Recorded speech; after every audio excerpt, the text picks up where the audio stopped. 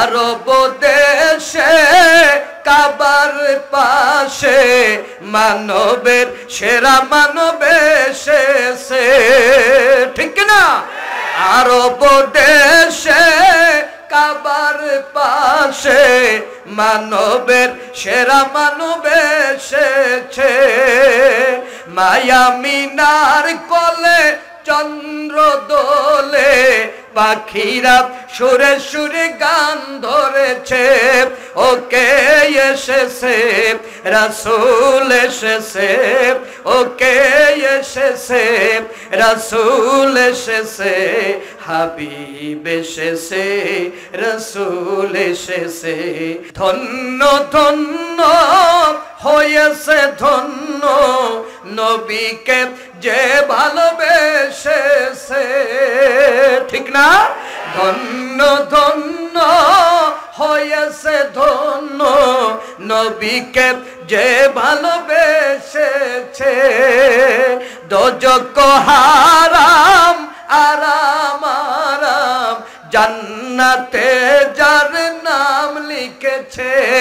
ওকে এসেছে রাসূল এসেছে, ওকে এসেছে রাসূল এসেছে, হাবিব এসেছে রাসূল এসেছে।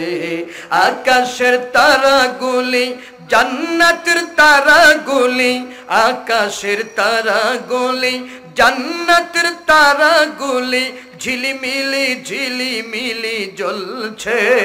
ডালে ডালে ফুলগুলি সৌরভে দুলছে।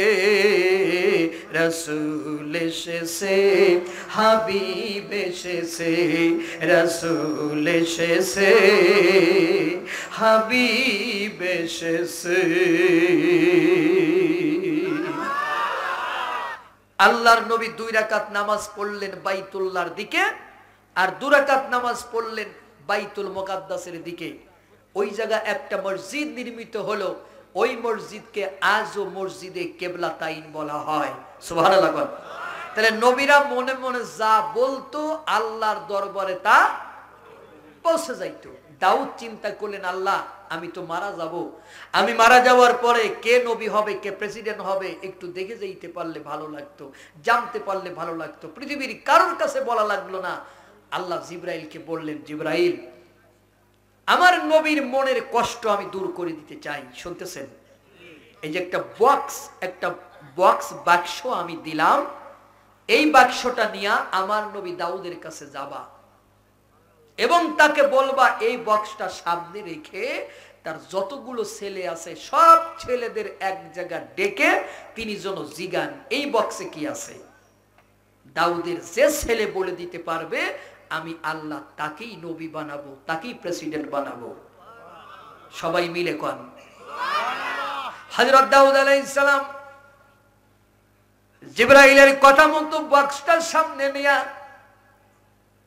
বড় ছেলেকে বললেন, আল্লাহ রাব্বুল আলামিন এই বক্সটা জান্নাত থেকে পাঠাইছে, এই বক্সের ভিতর কি আছে আমার জানা নাই, আমি জানি না, তুমি কি বলতে পারবা?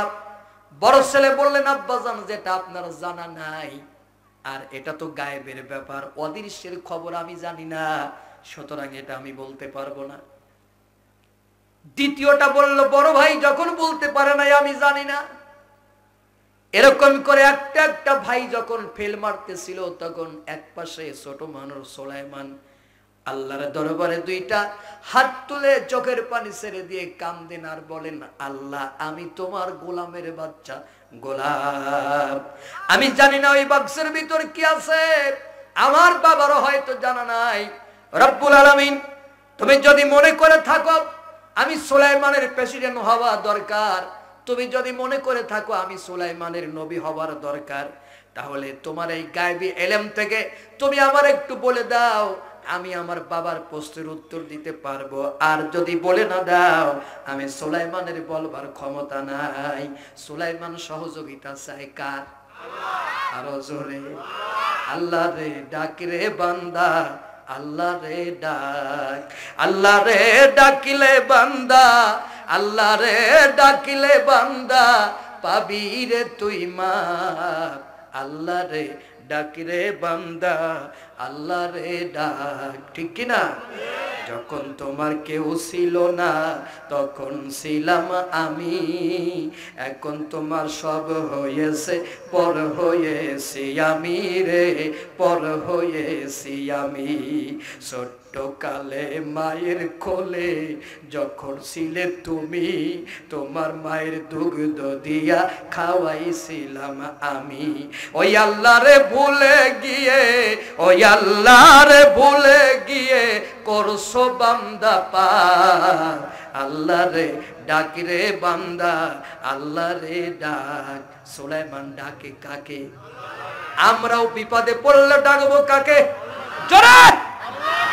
আল্লাহ খুশি হয় না বেজার হয়? আল্লাহ জিবরাইলকে ডাক দিয়ে বললেন, জিবরাইল আমার পরীক্ষা নেওয়া হয়ে গেছে, আমি পরীক্ষা করতে চেয়েছিলাম বিপদের মধ্যে দাউদের কোন ছেলে আমি আল্লাহকে স্মরণ করে।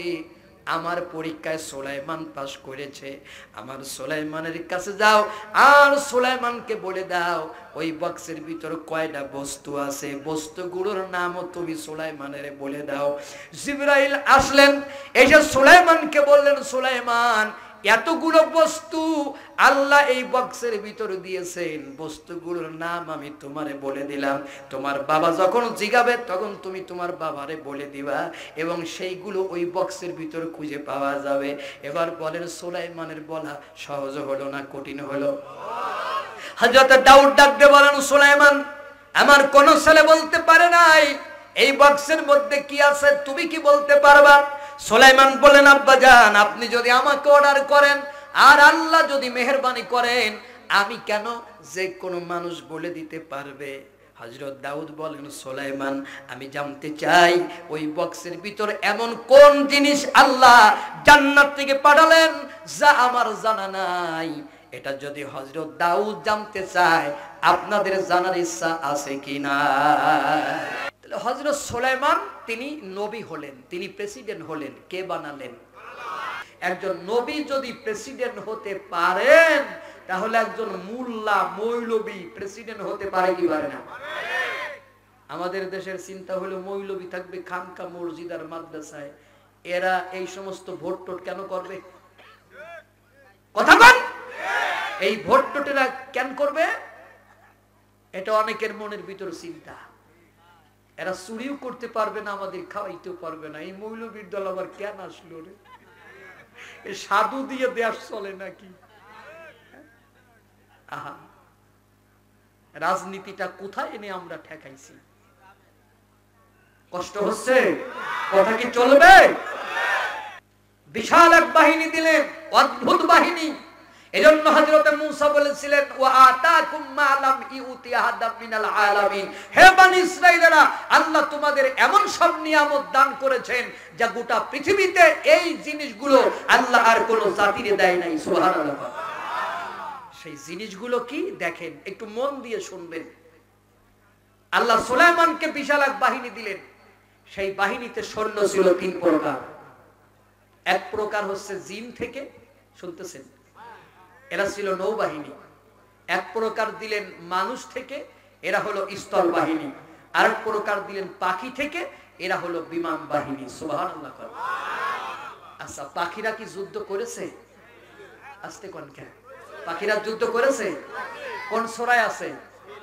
সূরা ফিল। আলাম তারা কাইফা ফাআলা রাব্বুকা বিআসহাবিল ফিল। Interrogative sentence. An interrogative sentence is that sentence which asks any question. আল্লাহ পাক তার রাসূলকে প্রশ্ন করতেছে, হে রাসূল তুমি কি চিন্তা করো না, গবেষণা করো না, তুমি কি ভেবে দেখো না কোন পদ্ধতিতে যুদ্ধ করে তোমার রব হস্তি বাহিনীকে পরাজিত করেছে? সেই যুদ্ধের পদ্ধতি ছিল ওয়া আরসালা আলাইহিম তাইরান আবাবিল, আমি তাদের উপর ঝাঁকে ঝাঁকে আবাবিল পাঠায়া দিলাম। ওরা তিনটা করে পাথর মারলো, একটা ঠোঁট দিয়ে আর দুইটা দুই পায়ের মধ্যে থেকে পাথর মারলো। সুবহানাল্লাহ পরে কোন, আগে ওয়াজ বুঝে নেন, না বুঝে সুবহানাল্লাহ কইেন না। তিনটা করে পাথর মারলো, কয়টা? একটা ঠোঁট দিয়া আর একটা দুই পা দিয়া দুইটা, মোট কয়টা? একটা চড়ুই পাখির মতন আবাবিলের সাইজ, একটা চড়ুই পাখির মুখে সরিষার দানার মতো পাথর থাকে। একটা চড়ুই পাখির মুখের মধ্যে সোলার দানার মতো, গমের দানার মতো, ভুট্টার দানার মতো দানা থাকে। এরকমের একটি পাথর যদি হাতির পিঠে পড়ে, হাতির তো টের পাওয়ার কথা না। আর আল্লাহ বলেন কাসফিম মাকুল, শুধু টের পাইল না, হাতির অস্তিত্ব মাটির সাথে মিশে গেল। তাহলে বুঝতে হবে এটা হাইড্রোজেন বোমা, অ্যাটম বোমার থেকেও মারাত্মক এক প্রকার বোমা, ঠিক কিনা? সরাইফিলের শিক্ষা হলো দুইটা।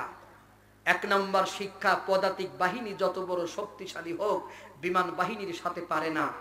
দুই নাম্বার শিক্ষা হলো মুসলমানেরা তোমরা আবাবিলের মতো প্লেন বানাও।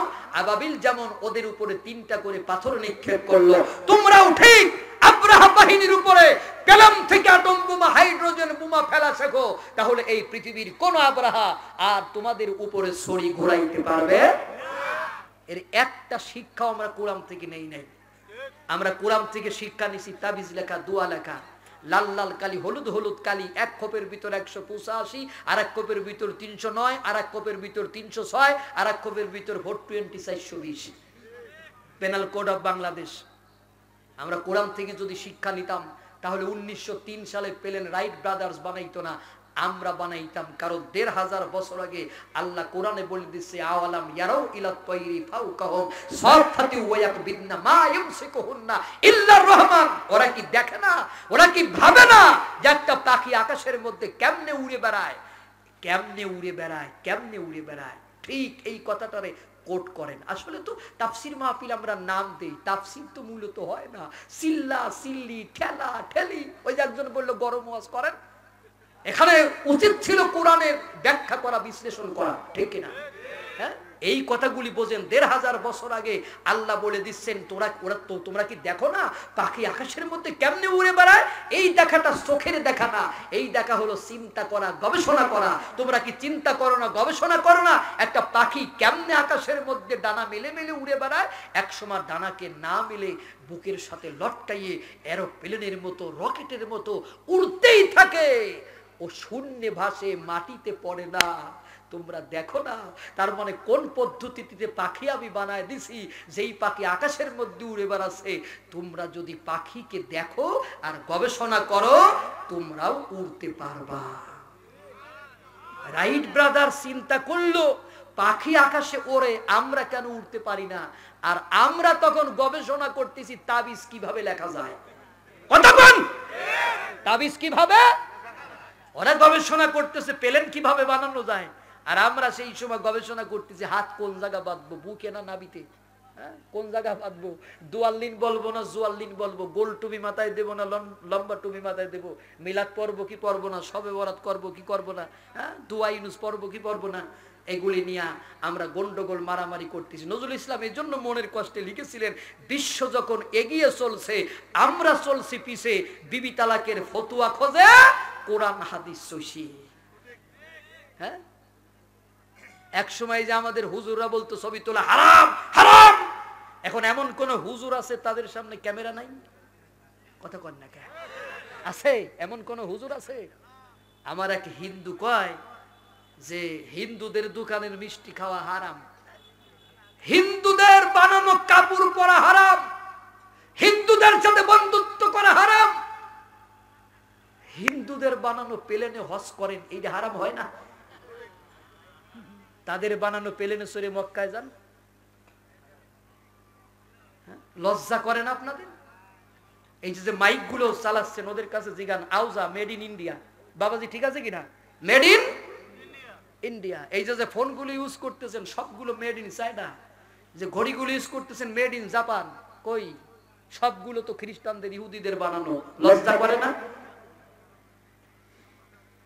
এগুলো নিয়ে যখন তারা গবেষণা করতেছে আর আমার দেশে বসে পড়ে তখন ফতুয়া করতেছে, মিলাদ পড়বো কি পড়বো না, দোয়া ইউনুস পড়বো কি পড়বো না, শবে বরাত করবো কি করবো না, হাত বুকে বানবো না নাবিতে বানবো না, কোন জায়গা বানবো।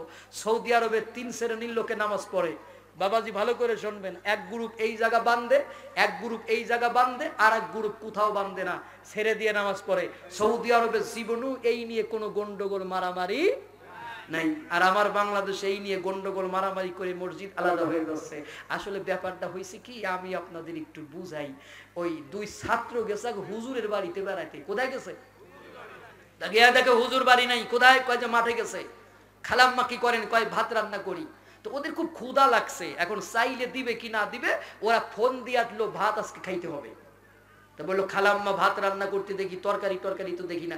কই যে না, ভাতের ভিতর 2টি মুরগির ডিম দিছি, আমরা ভর্তা করে 2জন মানুষ খাবো, ছোট পরিবার, ছোট চিন্তা। আস্তাগফিরুল্লাহ, লা হাওলা ওয়ালা কুওয়াতা ইল্লা বিল্লাহ। এই ভাত নাপাক হয়ে গেছে, এই ভাত আর খাওয়া যাবে না, এই ভাত খাওয়া হারাম হারাম হারাম। হুজুরের বউ বললো আমার ঘরে এত বড় হুজুর থাকতে এরকম ফতোয়া দিল না, তোরা এই ফতোয়া দিলি কেন? কারণ কি? কোন কারণে ভাত খাওয়া হারাম? কয় খালাম্মা আপনি মুরগির ডিম দিয়েছেন এই জন্য ভাত হারাম হয়ে গেছে, আপনি হাঁসের ডিম দিয়ে ভাত রান্নবেন। তো কয় যে মুরগির ডিম আর হাঁসের ডিমের ভিতর পার্থক্য তো বুঝলাম না। কয় যে খালাম্মা মুরগিতে ফরজ গোসল করে না, হাঁসে ফরজ গোসল করে। এখন খালাম্মা কয় যে তাহলে এই ভাত ফেলে দেই। কয় যে ওরে আল্লাহ, আপনি হাদিস শোনেন নাই? ইন্নাল মুবাজ্জিরিনা কানু ইখওয়ানি শায়াতিন, অপব্যয়কারী হলো শয়তানের ভাই, আপনি এই ভাত ফেলে দেবেন। তো কয় তাহলে কি করব? কয় আমাদের দেন, আমরা ছোট মানুষ, আমাদের উপর ফরজ গোসল হয় নাই। এরকমের মুক্তি আমার দেশে আছে কি নাই? আসতে কন কা, জোরে কন। নিজেদের সুবিধার জন্য ওরা যে কোনো ফতোয়া দিতে পারে। ওরা সুদ ঘুষ দুর্নীতিবাজদের বিরুদ্ধে সারা রাত ওয়াজ করে, আর দিনে যদি মাদ্রাসায় গিয়ে সুদ ঘুষ দুর্নীতিবাজ লোকগুলো এক বান্ডিল টাকা দেয়, ওরা দোয়া করে তাদের জান্নাতুল ফেরদাউস পর্যন্ত দিয়ে দেয়, অথচ রাতে কিন্তু ওদের বিরুদ্ধেই মঞ্চে ওয়াজ করেছে, ঠিক কিনা? এই নির্লজ্জ বেহায়ার দল এই ফতোয়াবাজি করে আজকে দেশের 12:30 বাজা দিচ্ছে। হাত এ জায়গা বান্দিস, এ জায়গা বান্দিস, কোথাও কোনো সমস্যা নাই। আল্লাহ সুলাইমানকে বিশাল বাহিনী দিলেন, শুনতেছেন? পাখি থেকে, জিন থেকে, মানুষ থেকে। তাহলে জিনেরা ছিল নৌবাহিনী, মানুষেরা ছিল স্থল বাহিনী, পাখিরা ছিল বিমান বাহিনী। এবং পাখিরা যুদ্ধ করেছে, আল্লাহ পাখিদের মাধ্যমে যুদ্ধ করে দেখিয়ে গোটা পৃথিবীর মুসলমানদেরকে জানিয়ে দিয়েছে তোমরা পাখিদের মতো বিমান বাহিনী বানাও। বিমান বাহিনীর সামনে কখনো পদাতিক বাহিনী টিকতে পারে না। কোরআনের এই ছোট্ট ছোট্ট ইঙ্গিতগুলো আমরা মুসলমানেরা ধরতে পারি নাই। কথা কি বুঝেছেন? শোনো ভাই মুআল্লিম, বলবো কোরআনের দাও তালিম, কোরআনের সুয়া লাগিলে পালাইয়া যাইবে জালিম রে, পালাইয়া যাইবে জালিম, ঠিক কিনা বলেন? শোনো ভাই মুআল্লিম, কোরআনের দাও তালিম, কোরআনের সুয়া লাগিলে পালাইয়া যাইবে জালিম রে, পালাইয়া যাইবে জালিম। এই কোরআন পড়ো, কোরআন ধরো, কোরআন দিয়ে জীবন গড়ো, কোরআন পড়ো, কোরআন ধরো, কোরআন দিয়ে জীবন গড়ো, কোরআনের সাথে করো সখা, কেউ না দিবে তোরে দেখা। বলেন না, কেউ না দিবে তোরে দেখা। কোরআন না পড়িয়া যে গেল মরিয়া, কবরে থাকবে একা একা, কেউ না দিবে তোরে দেখা, কেউ না দিবে তোরে দেখা। মারহাবা। তাহলে হযরত সুলাইমান প্রেসিডেন্ট হলেন।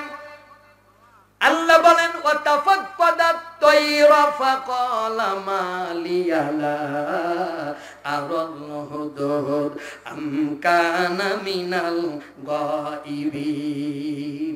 যেহেতু তিনি প্রেসিডেন্ট, একটু রিভাব দিয়ে রাখবা, যেহেতু তিনি প্রেসিডেন্ট, শুনতেছেন আপনারা, তিনি জনগণের খোঁজ খবর নিতে শুরু করলেন।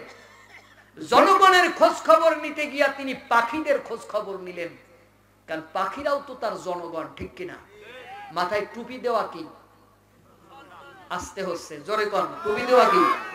দাড়ি রাখা কি? বড় পাঞ্জাবি গায়ে দিয়া কি? ওরকমের একটি নেতা জনগণের খোঁজ খবর নেবে, এইটাও সুন্নাত। এই সুন্নাত আমরা কখন পালন হতে দেখি? আপনাদের এলাকায় কেমন হয় আমি জানি না। নির্বাচনের আগে, নির্বাচনের আগে গাড়ির গিলাস খুলেই রাখে, জানালা খুলেই রাখে, যারে পায় জড়াই ধরে কয় মিয়া ভাই, চাচা, মামা, খালু, ভোটটা দিয়ে যা চাবেন তাই পাবেন।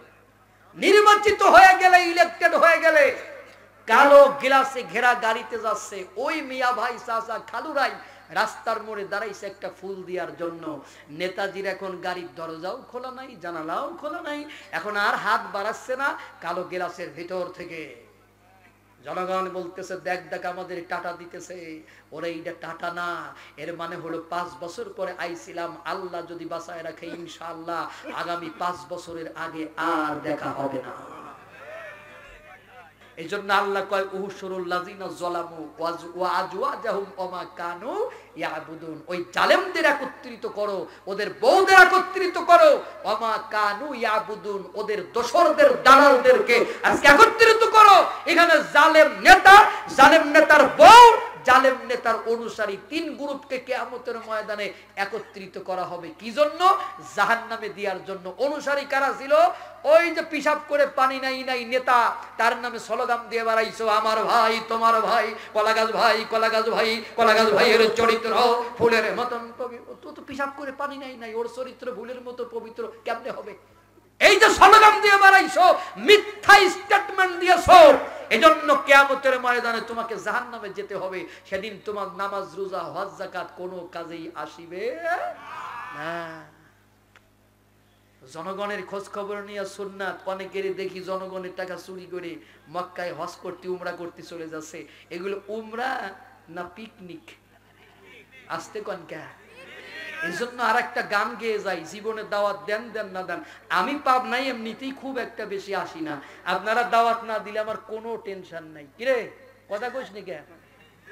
বলবো আর একটা গান, যদি মক্কায় গেলে আল্লাহ মিলতো, নবী মিলতো মদিনায়, দেশে আইসা পাপ করতো না, হজ করিতে যারা যায়, হজ করিতে যারা যায়, ঠিক কিনা বলেন? যদি মক্কায় গেলে আল্লাহ মিলতো, নবী মিলতো মদিনায়, দেশে আইসা পাপ করতো না, হজ করিতে যারা যায়, হজ করিতে যারা যায়। কেউ যায় টাকার গরমে, কেউ যায় দেশ ভ্রমণে, ধনী যায় ধনের টানে, আনিতে সোনা দানা, মক্কায় গেলেই আল্লাহ মেলে না। ও ভাই শোনো না, মক্কায় গেলেই আল্লাহ মেলে না, ঠিক না? মক্কায় গেলে যদি কেউ আল্লাহরে পাইতো, তাহলে তো আবু জাহেলের পাওয়ার কথা। ওর বাড়ি কোথায়? কথা বলতে হবে, ওর বাড়ি কোথায়? ওর আরেক কিসের মক্কা? খানায় কাবার পাশে ওর বাড়ি। মক্কায় মানে মক্কার তো অনেক এরিয়া ভাইজান, ঠিক আছে কিনা? একদম খানায় কাবার পাশে ওর বাড়ি। আল্লাহরে পাইল না কয়েকটা অপরাধের কারণে। আমার দিক টাকা আছে। 1 নম্বর অপরাধ, আল্লাহর নবী যেখানে কোরআনের কথা বলতেন, ও ওর শিষ্যদেরকে বলে দিতেন লা তাসমাউ লিহাযাল কোরআন, তোমরা কোরআন শুনতে যাবা না, যদি যাও ওয়াল গাউফিহি লাআল্লাকুম তাগলিবুন, হট্টগোল মারামারি করে ওই কোরআন শোনা থেকে মানুষদেরকে তোমরা গন্ডগোল পাকাবা, মানুষ যেন কোরআন বুঝতে না পারে। এই কারণের জন্য আল্লাহরে পাই নাই। আমার বাংলাদেশের এরকমের কিছু নব্য আবু জাহেল আছে, কোরআনের মাহফিল শুনতে দেবে না বলে 140 বর্জন করে।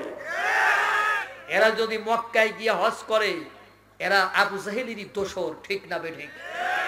আবু জাহেলের 2 নম্বর অপরাধ, রাসূলকে বিনা কারণে 3 বছর জেল খাটাইছে। কথা বল ঠিক কিনা? এদেশে অনেক নব্য আবু জাহেল আছে যারা বিনা কারণে আলেমদের জেল খাটায়, ঠিক না বেঠিক? এরা যদি মক্কা মদিনায় হজ করতে যায়, কোন সময় রাসূল উঠে জুতা দিয়ে পিটায়, বলবে হারামখোর, মদিনায় আসছিস আমারে সালাম দিবার, আলেমেরা জেলে কেন? জবাব দে। কথাগুলি কি অন্তরে ধরে? কষ্ট হচ্ছে না? আমার অধিক রাতে ওয়াজ করার অভ্যাস নাই, আজকে আমি ট্রেনিং নিতেছি আপনাদের কাছ থেকে। আমার আজকে আপনারা মারাত্মক ট্রেনিং দিবেন যাতে আমি রাত জাগতে পারি। আর আরেকটা তাকবীর দিব, লিল্লাহে তাকবীর। আরে আল্লাহ, এ তো আরো জোর বাড়তেছে। এটাই মনে হয় পাবনা, তাই না? এই জন্য পাবনা নামটা যদি বলি যে আমি পাবনায় যাচ্ছি, মানুষ নেগেটিভ চিন্তা করে। আমি আজকেও আমার একজন কইছে টিকিট কিন্তু কাটি আসো। তো পাবনার লোক যে সব টিকিট কাটা লোক, আসলে তো বিষয়টা এমন না। এখানে অনেক আন্দোলনী লোকও আছে, এই মাটিতে অনেক আল্লাহর প্রিয় বান্দারা ঘুমিয়ে আছে, ঠিক কিনা?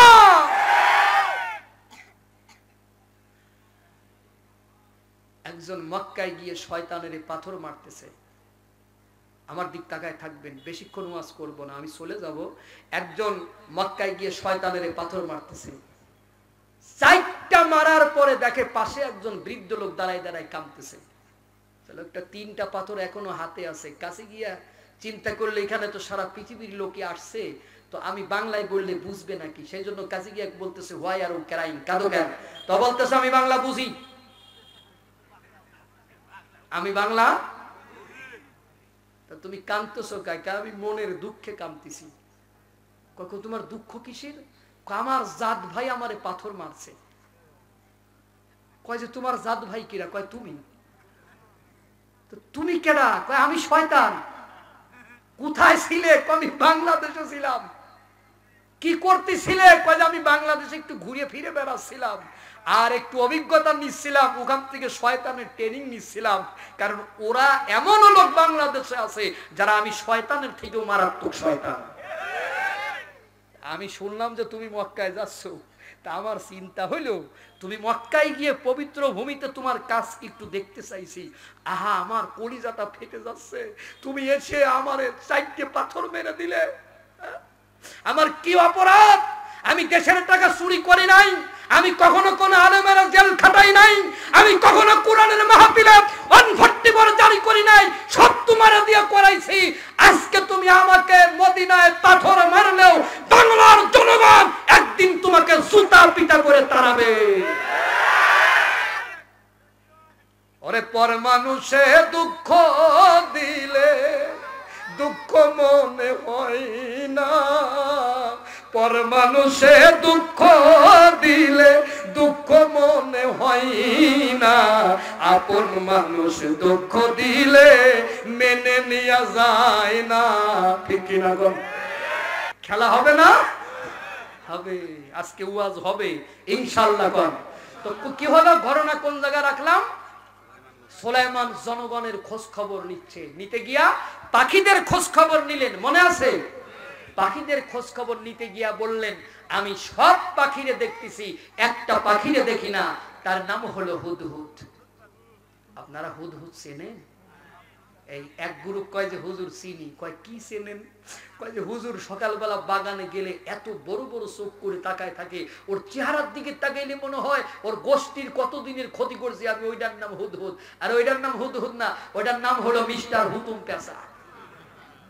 হুদহুদ হলো গাছের উপরে গিয়া চুম্বকের মতো এটে যাবে, 2টা কোরালের মতন ঠোঁট আছে, মারলে ঠক ঠক করে আওয়াজ হবে, আর একটা গর্ত করে ওর ভিতর ঘর তৈরি করবে।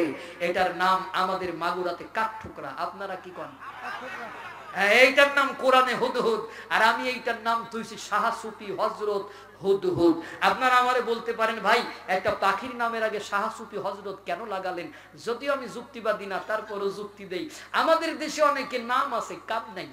নাম আছে, কাম নাই। যেমন একজনে ছেলের নাম রাখছে সম্রাট। সম্রাট এখন ভিক্ষা করে বেড়ায়। সম্রাট ভিক্ষা করে? বাবা তুমি ভিক্ষা করো, তোমার নাম কি? কোন মাইনে আমি সম্রাট, আমার নাম সম্রাট। সম্রাট ভিক্ষা করে? সম্রাট তো ভিক্ষা করে না। দোকানের নাম লিখছে ইবাদত স্টোর। তো একজনে গিয়া কইছে ভাই অনেক খোঁজাখুঁজি করলাম, মসজিদ পাইলাম না, দোকানের নাম ইবাদত স্টোর। যেহেতু আমরা ইন্ডিয়াতে যাই, মাইলকে মাইল দূরে কোনো মসজিদ খুঁজে পাবেন না এমন এলাকা আছে। তো এক এলাকায় গিয়া দেখলো যে দোকানের নাম ইবাদত স্টোর। তো গিয়া বলতেছে ভাই যেহেতু দোকানটা ইবাদত বন্দেগিরই দোকান, একটু যায় নামাজ দেন, নামাজ পড়ি। কয় এখানে নামাজ হয় না। তো দোকানের নাম ইবাদত গান। কয় আমার ছেলের নাম ইবাদত। তোমার ছেলে কোথায়? কই যে দেখো দাঁড়ায় পেশাব করতেছে।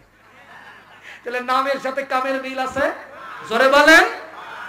দোকানের নাম আলামিন স্টোর, ওজনে কম মালে ভেজাল। দোকানের নাম কি? সেই জন্য বাংলাদেশের এক শিল্পী বলেছে সে যে পথে পথে ভিক্ষা করে, সে যে পথে পথে ভিক্ষা করে, বাদশা মিয়া নাম তাহার, হায় বাঙালি নামের কি বাহার। পথের মাঝে ভিক্ষা করে, তোমার নাম কি? কয় বাদশা। বাদশা ভিক্ষা করে। মেয়ের নাম রাখছে মরিয়াম। মরিয়াম রাস্তা দিয়ে ঘুরে বেড়ায়, উড়না নাই। কিরে উড়না নিস না কেন? কয় যে উড়না নিলে কি হবে? জান্নাতে আমি যাচ্ছি। কেন তুই জান্নাতে যাবি? কয় এক হুজুর ওয়াজ করেছে কিয়ামতের ময়দানে আল্লাহ ডাক দিয়ে বলবে ইয়া মরিয়াম কুম, বলার সাথে সাথে কোটি কোটি মরিয়ামেরা উঠে যাবে। আল্লাহ ডাক দিয়ে বলবে ও মরিয়ামেরা, আমি ঈসার মা মরিয়ামরে ডাকছি, তোমরা উঠলে কেন? ওরা বলবে আল্লাহ আমরা তোমার মা নবীর মায়ের নামের সাথে মিল করে করে মরিয়াম নাম রেখেছি, এজন্য আমরা উঠে গেছি। আল্লাহ ডাক দিয়ে বলবে উঠে যখন গেছো বসার দরকার নাই, যাও তোমাদের সবগুলোরে আমি জান্নাতে দিয়ে দিলাম। এই যে যারা সুবহানাল্লাহ কইছেন এইটা আমার সমস্যা। কারণ শুধু মরিয়ম নাম রাখার কারণে যদি কোনো মানুষ আল্লাহর জান্নাতে যায়, আমার দেশে অনেক মরিয়ম আছে, তাদের চরিত্র একটু না বলে গেলি হবে না। কথা বল ঠিক কিনা? এই ওয়াজ শুনে মহিলারা বলবে আমাদের বিরুদ্ধে কথা বলতেছে। আমি মহিলাদের বিরুদ্ধে কথা বলি না। মহিলা হলো দুই প্রকার। এক প্রকার মহিলা সংসারে ফুল ফুটায়, আর এক প্রকার মহিলা আছে সংসারে ফুল ফুটায়। কি ফুটায়? আমার দেশে ফুল ফুটায় না মহিলার সংখ্যাই বেশি। এক প্রকার মহিলার সংসার গড়ে, আর এক প্রকার মহিলার সংসার ভাঙে। কথা বল, এই মহিলার সংখ্যা আমার দেশে কম না বেশি? বউ নতুন এসে শ্বশুর বাড়ি, ধরে না কোনো বায়না, মুখে কিছু তুলে দিলেও গিলে খেতে চায় না। ঠিক কিনা? বউ নতুন এসে শ্বশুর বাড়ি, ধরে না কোনো বায়না, মুখে কিছু তুলে দিলেও গিলে খেতে চায় না। ঠিক কিনা? কিছুদিন গেলে পরে সবই বঞ্চিত করে, কিছুদিন গেলে পরে সবই বঞ্চিত করে, পেতে চাই সবটুকু। আমার দিক তাকায় আছেন, তিনি গোসল করতেছেন পর্দা করে, হঠাৎ করে দেখলেন পর্দার মধ্যে একজন পুরুষ দাঁড়িয়ে আছেন। হযরতে মরিয়ম বললেন, তুমি কে? তোমারে তো চিনলাম না। ইন কুনতা তাকিয়া, যদি খোদাভীরু হও, মুত্তাকি হও, তাহলে বেরোয় যাও। ওই লোকটা বলল, মরিয়ম, আমি দুনিয়ার সাধারণ কোন পুরুষ নই, আমার নাম জিবরাইল। আমার নাম কি? আস্তে কর। মরিয়ম বললেন, আমি শুনছি জিবরাইল নবীদের কাছে যায়, তুমি তো নবী না, তুমি আমার কাছে কোন কারণে এসেছো? জিবরাইল বললেন, আমি জানি তুমি নবী না, কিন্তু তোমার জন্য একটা সুসংবাদ আছে, আমার আল্লাহ তোমার নবীর মা বানাবে। আরো জোরে কর। মরিয়ম কয়, আমার তো বিয়েই হয় নাই, মা হব কেমন করে? মরিয়ম ভালো করে জানতো বিয়ে না হলে মা হওয়া যায় না। আমার দেশে অনেক মরিয়ম আছে, বিয়ের 3 মাস আগেই তারা মা হয়ে যায়।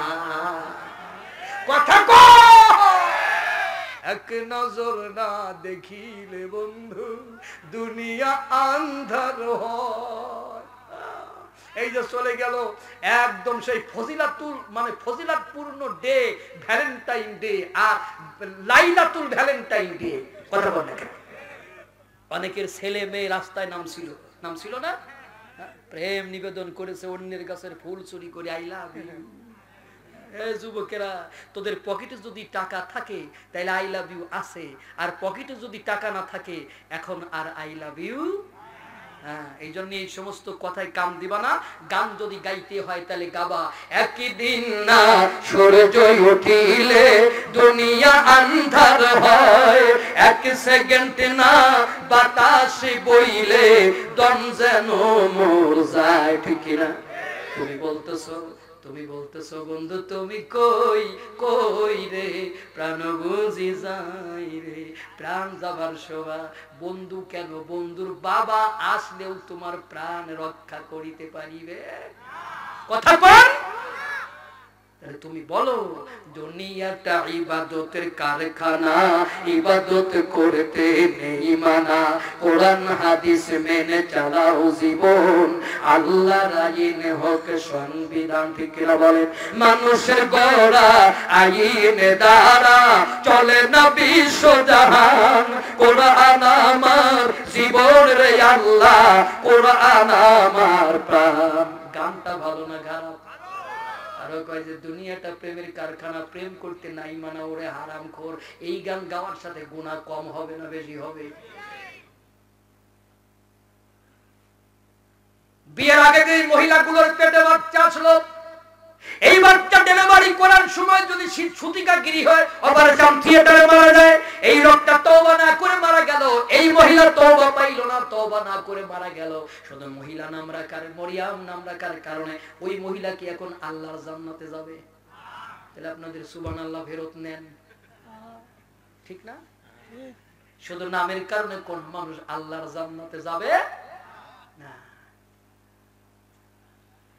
তিনি বললেন, আমি সবাইকে দেখতেছি, হুদুহুদরে দেখি না কেন? ওয়াজ মনে আছে? আম কানা মিনাল গায়বি, না কিছু অনুপস্থিত? আমার দিক তাকাবেন। সুলাইমান বললেন আমার কি হলো? আমি হুদহুদরে দেখছি না কেন? আম কানা মিনাল গায়িবিন, নাকি অনুপস্থিত? আমার কি হলো? আমার কি হলো মানে আমার চোখের সমস্যা যে আমি হুদহুদরে দেখছি না। তার মানে একজন বিচারক যখন বিচার করবে তখন নিজের দোষটা আগে ধরবেন, তারপর অন্যের বিচার করবেন। কিন্তু আমরা দেখি আমার দেশে অনেকের চরিত্র ঠিক নাই, অন্যের চরিত্র নিয়ে টানাটানি করে, ঠিক না? যেমন এক এলাকার নিয়ম হলো, বন্ধু হালকা, এক এলাকার নিয়ম হলো কেউ যদি রমজান মাসে রোজা না রাখে তার বিচার হবে। মানে কেউ যদি রমজান মাসে রমজানের রোজা বিনা কারণে ছেড়ে দেয় তার কি হবে? সবাই মিলে বলেন কি হবে? তো দেখা গেল একটা লোক 27 রমজানে দাঁড়িয়ে বেলা 12টার সময় বাজারের উপর কলা আর পাউরুটি খাচ্ছে, একটু আসতে। ওরে এলাকার যুবকেরা ধরে নিয়ে গেল ওই এলাকায় যে বিচার করে তার কাছে গিয়ে বললো মাদুয়ার সব বাড়ি আছেন? আছে। কি হয়েছে? বলছে এই বেটা বিয়াদ্দব বেলা 12টার সময় বাজারের উপর ওপেনলি দাঁড়িয়ে কলা আর পাউরুটি খাচ্ছে, আমরাও বিচার চাই। মাতবার সাহেব বললেন এমন বিচার করব ওর কিয়ামতের আগেও এই এলাকায় কেউ রমজান মাসে আর খাবে না। ওরে ধরে গাছের সাথে শক্ত করে বাঁধো, ততক্ষণ আমি সকালের নাস্তা খেয়ে আসি। তাহলে ওর বিচার হচ্ছে, ওর অপরাধ কি? মজা পাচ্ছে না ভাই। বাজারের উপর দাঁড়িয়ে কলা আর পাউরুটি খাচ্ছে, রোজা ভেঙে দিছে। সফর অবস্থায়, অসুস্থ অবস্থায় রোজা ছেড়ে দিয়া জায়েজ না না জায়েজ? আরো জোরে কন। আর যে লোকটা বিচার করবে সেহরি খাই নাই, রোজা রাখে নাই, সুস্থ মানুষ, একজন সুস্থ মানুষ সেহরি না খেয়ে রোজা না রেখে একটা অসুস্থ মানুষ রোজা না রাখার অপরাধে তার বিচার করবে। তার মানে আমাদের সমাজ ব্যবস্থা এতটা পচে গেছে, এতটা নোংরা হয়ে গেছে, 1 টাকার কচু চোর, 1 টাকার কলা চোর, 1 টাকার বিস্কিট চোরের বিচার সেই চোর করতেছে যেই চোর জনগণের কোটি কোটি টাকা চুরি করে খাইছে, ঠিক না? সুলাইমান বললেন আমার কি হলো? আমি হুদহুদরে দেখছি না কেন? আম কানা মিনাল গায়বিন, নাকি সে অনুপস্থিত? নড়াচড়া করবেন না, আমি বেশিক্ষণ নাই। নাকি সে অনুপস্থিত? খুঁজে আনো হুদহুদরে। সে আমার উইদাউট পারমিশনে চলে গেছে। হুদহুদ একটা গুরুত্বপূর্ণ পাখি। তার প্রথম নাম্বার কাজ ছিল, সে ছিল সুলাইমানের গোয়েন্দা বাহিনীর হেড। সে ছিল তথ্যমন্ত্রী, তথ্য উপদেষ্টা, তবে মিথ্যাবাদী ছিল না। কথায় কথায় মিথ্যা তথ্য জনগণের দিত না, কথা কন ঠিক কিনা? আর সে ছিল ভূতত্ত্ব বিজ্ঞানী। সুলাইমান কোথাও যুদ্ধের জন্য যাইতেন, হুদহুদকে নিয়ে যাইতেন। বলা হতো হুদহুদ খাবার কোনো পানি নাই, তুমি বলো খাবার পানি কোথায় আছে? হুদহুদ মাটি একটি কামড় দিয়ে বলতেন আল্লাহর নবী এখানে পানি আছে, তবে 20 ফিট নিচে আছে। আল্লাহর নবী সুলাইমান জিনদের হুকুম দিতে, জিনেরা পানি এনে সুলাইমানের সামনে হাজির করতেন। চিৎকার দিয়ে কোন সুবহানাল্লাহ। বলল খুঁজে আনো হুদহুদরে। আল্লাহ রাব্বুল আলামিন বলেন ফামাকাসা গায়রা বাঈদ, খোঁজা লাগলো না, অল্প সময়ের মধ্যে হুদহুদ পাখি এসে হাজির হয়ে গেল। সুলাইমান বললেন হুদহুদ রে, আমি তোমার বিরুদ্ধে বিচার ব্যবস্থা জারি করে দিয়েছি, তুমি আমার উইদাউট পারমিশনে চলে গিয়েছো, এজন্য আমি তোমারে বিচার করে দিয়েছি, আমি তোমারে কঠিন শাস্তি দেব। আমি শুধু তোমারে কঠিন শাস্তি দেব না, আমি তোমারে জবাই করে ফেলে দিব। তবে আউলা ইয়াতিয়ান্নি বিসুলতানিন মুবিন, তুমি যদি তোমার অনুপস্থিতির কারণ আমার কাছে সঠিকভাবে বলতে পারো, আমি তোমারে মারবো না, আল্লাহর রাস্তে মাফ করে দেব। সুবহানাল্লাহ। হুদহুদ পাখির মৃত্যুদণ্ড দিয়ে দিলেন সুলাইমান। হুদহুদ পাখি ভয় পাইল না, সুলাইমানের পায়ে জড়ায় ধরে প্রাণ ভিক্ষা চাইল না। ও পাবনাবাসী, এই বাংলার জমিনে দেখেছি এমন একজন মানুষের ফাঁসির ঘোষণা হয়েছে, ওই মানুষ জীবনে কোনোদিন কারোর কাছে প্রাণ ভিক্ষা চায় না। কেন প্রাণ ভিক্ষা চাই নাই? আমার কথা শুনে নেন, কেন প্রাণ ভিক্ষা চাই নাই? কোরআন থেকে শিক্ষা নেন। হুদুদ পাখি সে প্রাণ ভিক্ষা চাইলো না, সে কোনদিন সুলাইমানের কাছে গিয়া বলল না আমার অপরাধ হয়েছে। তার কারণ কি? তার কারণ হলো আল্লাহর প্রিয় বান্দারা, আল্লাহর জমিনে যারা দ্বীনের কাজ করে, ওরা কারোর হুমকি ধামকিতে ভয় পায় না। কথা তো ওদের একটাই চিন্তা থাকে, আমার একটি স্বপ্ন পূরণ করো ও গো দয়াময়, তোমার কথা বলতে গিয়ে না পাই যেন ভয়, আমি তোমার কথা বলতে গিয়ে না পাই যেন ভয়, আমি অটল যেন থাকতে পারি আল কোরআনের সাথে, আমি ধৈর্য নিয়ে ডাকতে পারি দিন কায়েমের পথে। ঠিক না? আমি অটল যেন থাকতে পারি আল কোরআনের সাথে, আমি ধৈর্য নিয়ে ডাকতে পারি দিন কায়েমের পথে, আমায় এমন শক্তি সাহস দিও ওগো দয়াময়, তোমার গান গাইতে গিয়ে না পাই যেন ভয়, আমি তোমার কথা বলতে গিয়ে মরণ যেন হয়। মারহাবা, আসতে না জোরে।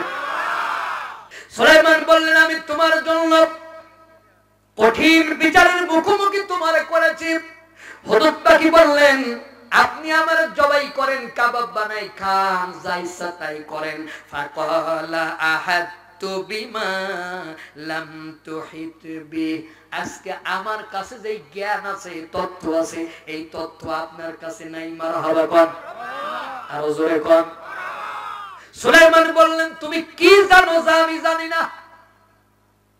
হুদুদ পাখি বললেন নবীরে বলতে পারি, আমার তিনটা শর্ত আছে। কয়টা? এমনি তো বললেন না, আরো বললেন তিনটা শর্ত আছে। সুলাইমান বললেন শর্তগুলো তুমি আমারে বলে দাও। হুদুদ পাখি বললেন নবী, এক নাম্বার শর্ত হলো আমার কথা শুনে যদি আপনার ভালো লাগে আমারে মাফ করে দিতে হবে। তার মানে আমি আপনার কাছে প্রাণ ভিক্ষা চাবো না, পায়ে ধরে মাফ চাবো না, তবে আমার যোগ্যতায় আমারে মাফ করে দিতে হবে। দুই নাম্বার পুরস্কার আমারে ব্যক্তিগত দিতে হবে, আর তিন নাম্বার পুরস্কার আমার জাতি ধরে দিতে হবে। সুলাইমান বললেন আমি রাজি আছি, তুমি কি জানো যা আমি জানি না তুমি আমার বলো। হুদুদ পাখি বললেন নবী রে, আমি আপনার সাথে আকাশের মধ্যে উড়তেছিলাম, হঠাৎ করে আমার চোখ দুইটা একটা পাহাড়ের উপর চলে গেল।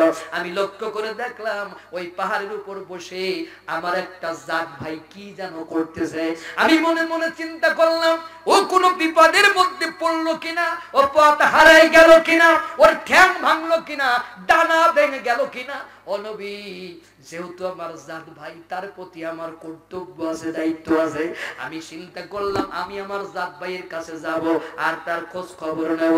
কিন্তু হঠাৎ করে আমার মনের ভিতর চিন্তা হলো আমি যদি আমার জাত ভাইয়ের কাছে যাই আপনার উইদাউট পারমিশনে আমার মৃত্যুদণ্ড হয়ে যাবে। এই জন্য আমি সিদ্ধান্ত নিলাম যাব না। কিন্তু হঠাৎ করে এটাও চিন্তা করলাম আমার মৃত্যুদণ্ড হোক, তারপর আমার জাত ভাইয়ের পক্ষে আমি কাজ করব। এজন্য আমার জীবনকে বাজি রেখে আমি পাহাড়ের উপর চলে গেলাম। আপনার কাছে পারমিশনের কোনো প্রয়োজন মনে করলাম না। তার মানে পাবনাবাসীরা কোরআন থেকে শিক্ষা নাও, একটা পাখির থেকে শিক্ষা নাও। ছোট্ট একটা পাখি যদি নিজের জীবনকে জাত ভাইয়ের বিপদের সময় তার জন্য দাঁড়ানোর জন্য যদি জীবনকে বাজি রাখতে পারে, তুমি মুসলমান হইয়া আর এক মুসলমানের নামে মিথ্যা মামলা কেমনে করো? তুমি এক মুসলমান হয়ে আর এক মুসলমানের মাথায় কেমনে বাড়ি মারো? কথা বল না কেন? পৃথিবীর যে কারণে মুসলমান মারি খাক, তোমার অন্তরে যদি ব্যথা না লাগে তুমি বুঝে নিবা তোমার শরীরের মধ্যে মুসলমানের কোনো রক্ত নাই, তোমার রক্তের ভিতরে শয়তানের রক্ত মিশে গেছে। ঠিক না বেঠিক? নবীরে, আমি চলে গেলাম আমার জাত ভাইয়ের কাছে। যাবার পরে আমি তার কাছে গেলাম, সে আমারে বলল হু আর ইউ, তুমি কে?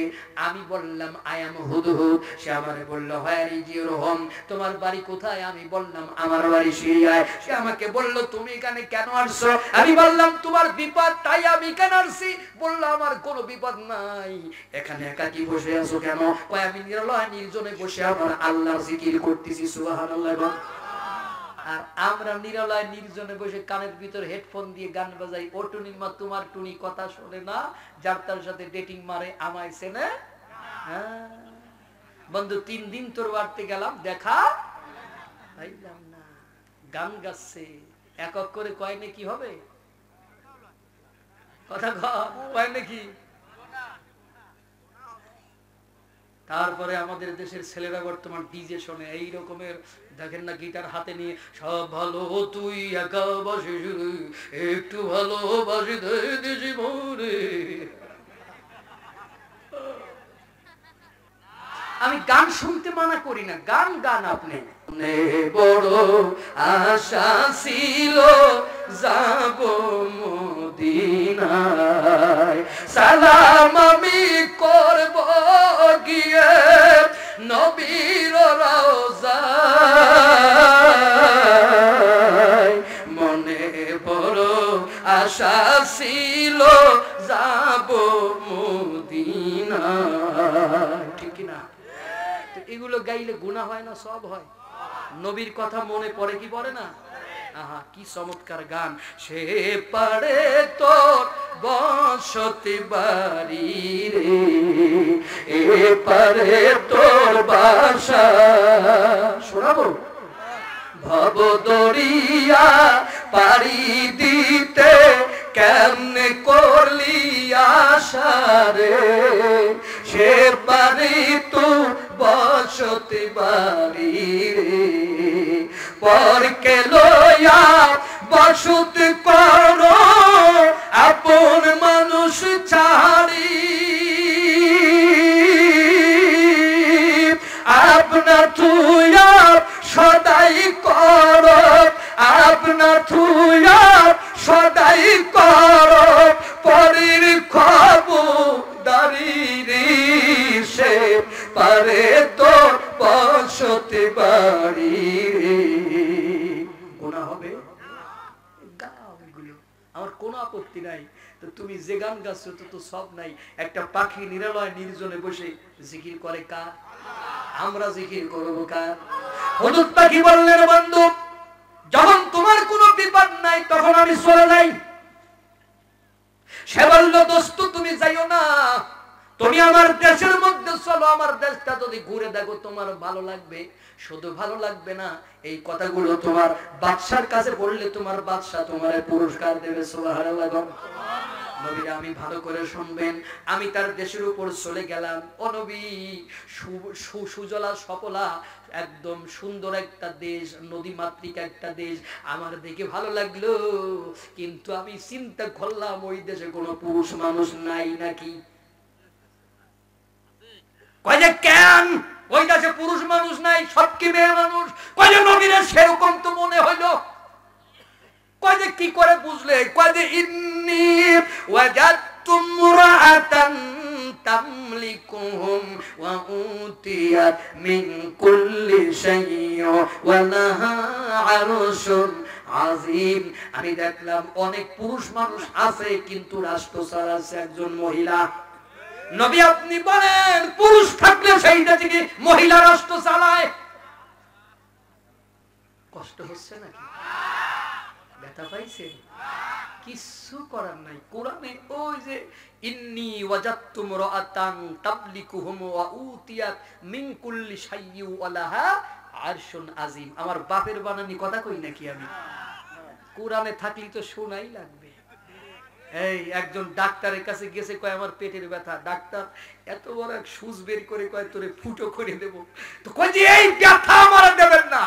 ডাক্তার কয় যে ওরে 1 মিনিটের ব্যথা তুই যদি সহ্য করতে পারিস তোর সারা জীবনের পেটের ব্যথা চলে যাবে।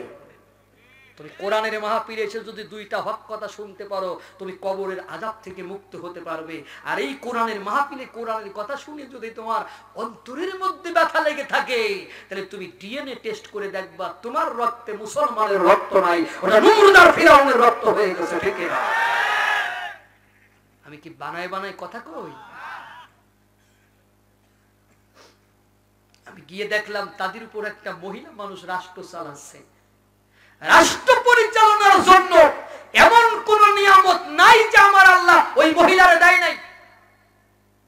বড় একটা সিংহাসন আমার আল্লাহ এই মহিলার কাছে, এত নিয়ামত দেওয়ার পরে ওই মহিলা গাদ্দার বেঈমান।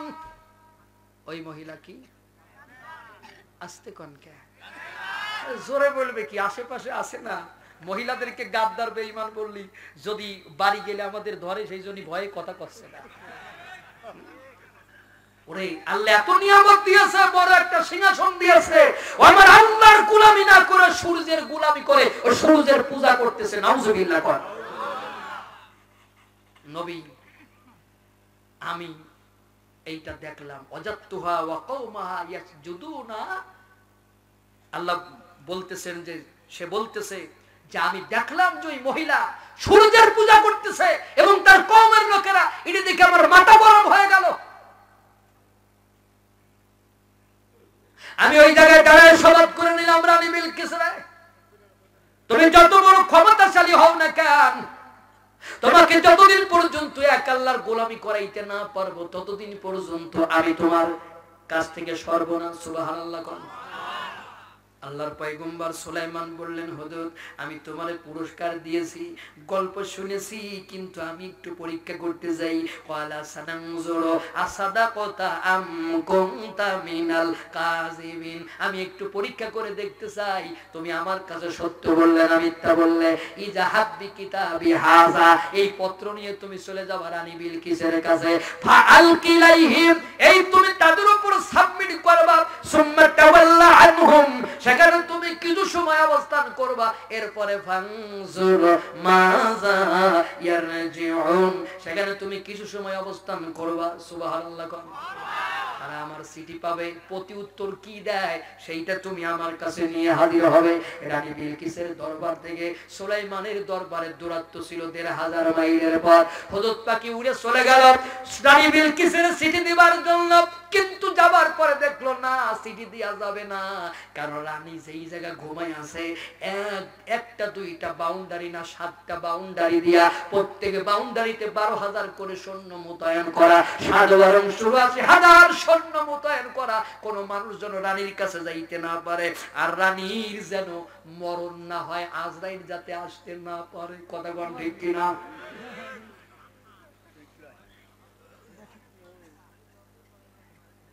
আমি কি দেখলাম ৮৪,০০০ সৈন্য পাহারা দিতেছে। আমি বুদ্ধি করে অনেক উপরে গেলাম, আমি টার্গেট করলাম রানী কোন জায়গা ঘুমাইছে। আমি কামরার মধ্যে ঢুকলাম, কামরার মধ্যে ঢুকে এবার আমি রানী বিলকিসের বুকের উপর সিঁড়ি রাখলাম, রেখে আমি মনে মনে চিন্তা করলাম যেই কাম আমি ঘটালাম, এই কামের পরে রানী বিলকিস একা একা পরামর্শ করবে না, পার্লামেন্ট ডাকবে, সংসদ ডাকবে। আমি সংসদ ভবনের ভিতরে চলে যাই, এমন জায়গা আমি লুকায় থাকবো, আমি সবাইকে দেখতে পারবো কিন্তু আমারে কেউ দেখতে পারবে না। এটাই হলো গোয়েন্দাদের ১ নাম্বার কাজ, ঠিক কিনা বল? সংসদ ভবনের মধ্যে চলে গেল। সংসদ ভবনের মধ্যে গিয়া একটা ভেন্টিলেটরের 2টা পাত একটু ভেঙে হুদহুদ পাখি গলাটা নিচু করে দেখতেছে আমারে কেউ দেখবে কিনা, আবার গলা উঁচু করে দেখতেছে আমি সবাইকে দেখবো কিনা।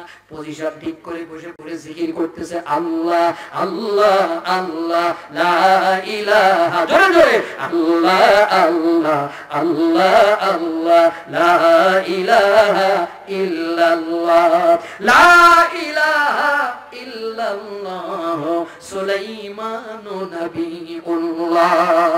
হঠাৎ করে রানী বিলকিসের ঘুম ভেঙে গেছে।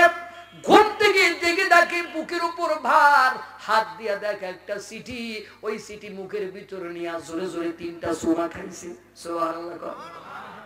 সুবহানাল্লাহর জোর হয় না একটু বলেন সুবহানাল্লাহ। চিঠিরে চুমা খাইলো কেন? দরজা খুলেছে, পাহারাদারদের ডেকে বলতেছে, পাহারাদাররা পাহারা কেমন হয়েছে? কয় মারাত্মক পাহারা দিছি, মারাত্মক সিরিয়াস পাহারা। কয় যে কেমনে? কয়েকটা পিঁপড়া পর্যন্ত কামরায় ঢুকতে দেই নাই যাতে আপনার ডিস্টার্ব করতে না পারে। কয় একটা পিঁপড়া পর্যন্ত আমার কামরা ঢুকতে দিলে না। এত বড় চিঠি আমার কামরায় কেমনে গেল? কয় তা তো জানি না।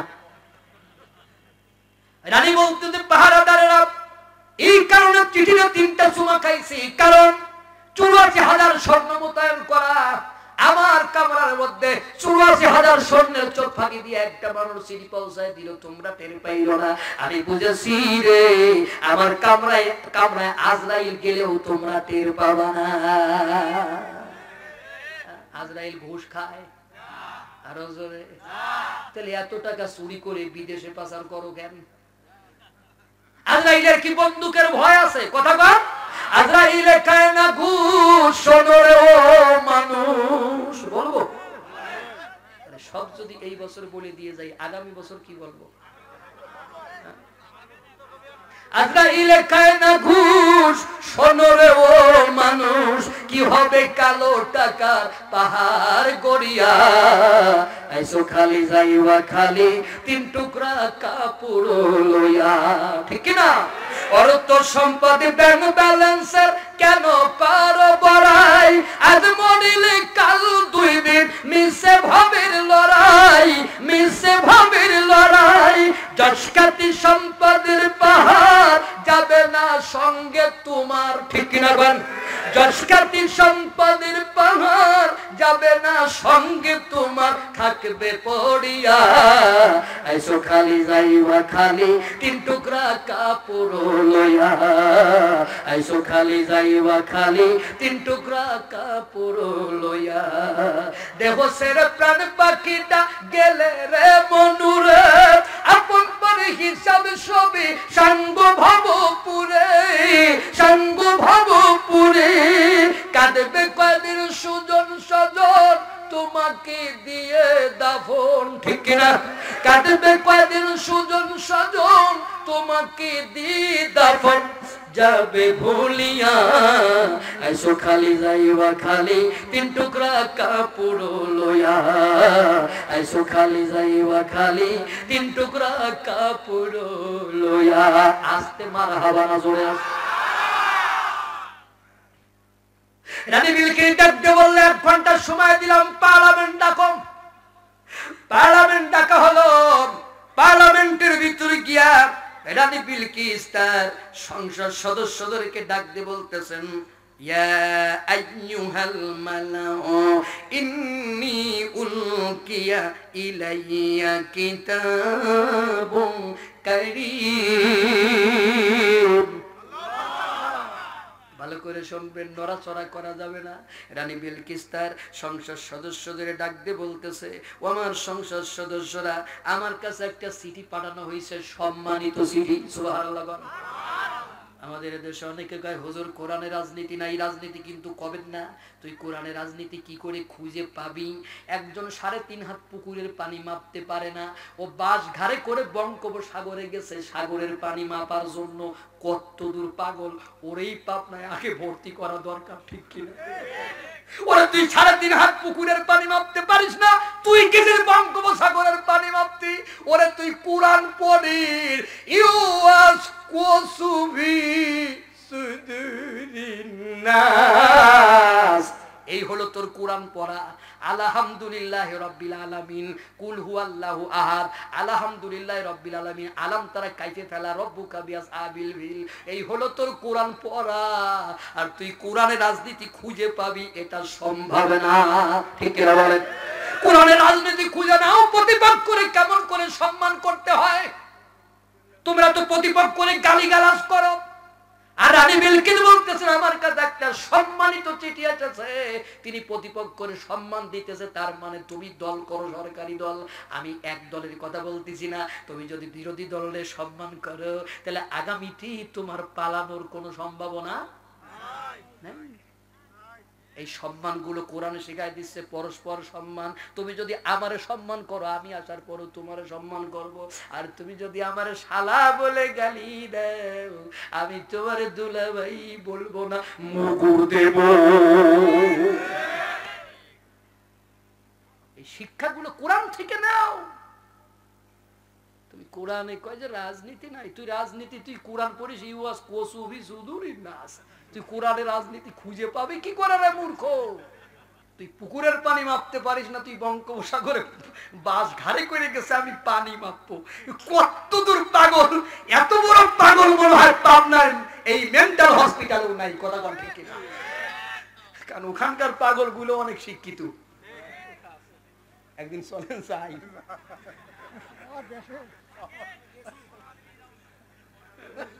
ও আজকে আর একটু চলবে, আমারে ছাড়বেন না।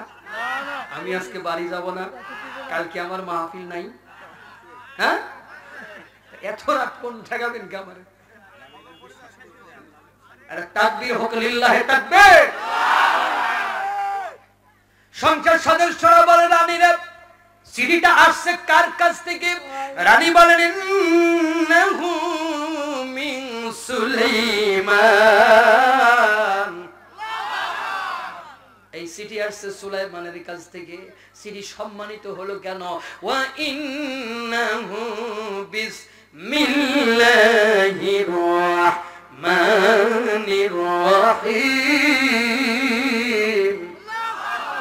এই সিডির শুরুতে লেখা আছে বিসমিল্লাহির রহমানির। তাহলে বোঝা গেল বিসমিল্লাহ শুধু উম্মতে মুহাম্মাদের সম্পদ না, এটা গোটা পৃথিবীর সমস্ত নবীদের সম্পদ। যারা বিসমিল্লাহ শুনলে চুলকানি বাড়ে, যারা বিসমিল্লাহর বিরোধিতা করে, ওরা শুধু নবী মুহাম্মদ এবং তার অনুসারীদের শত্রু নয়, ওরা গোটা পৃথিবীর নবীদের শত্রু, মুসলমানদের শত্রু। ঠিক কিনা? চিঠির মূল বক্তব্য কি? রানী কয় যে আল্লাহ তাআলু আলাইয়া ওয়া আতুনি মুসলিমিন। এই রানী বিলকিস এই চিঠি পাবা আর আমার কাছে মুসলমান হয়ে হাজির হবা। হুমকি না অনুরোধ? অবশ্যই হুমকি, অ্যাবসলিউটলি রাইট। জোরে বলেন এটা কি? তাহলে বোঝা গেল আগে মুসলমানরা হুমকি দিত আর এখন মুসলমানরা হুমকি খায়। ঠিক না?